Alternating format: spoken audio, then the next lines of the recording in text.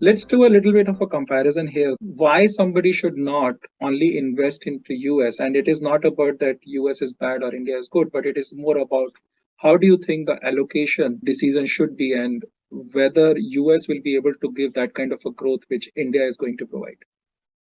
The risk reward for every individual investor is going to be different. And my starting place is that if you have your long-term liabilities denominated in US dollars, US dollar assets will still account for the bulk of your asset allocation decisions going forward.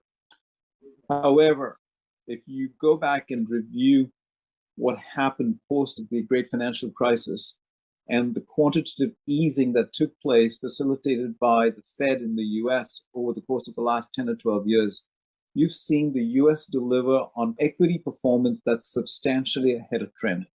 It has not been because necessarily of the opportunities for earnings growth in the United States. It's been because of a multiple re-rating that we have seen take place thanks to quantitative easing.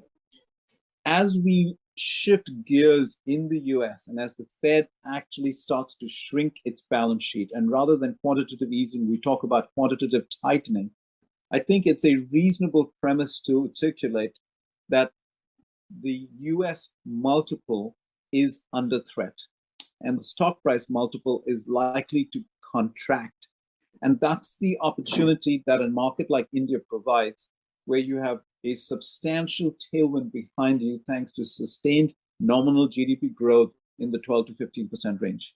And that's the opportunity I want to focus investors on, being very intentional about making incremental allocations towards non-US dollar assets and India specifically, because as the benefits of quantitative easing are reversed, the opportunities offshore are likely to be significantly more attractive than in the US.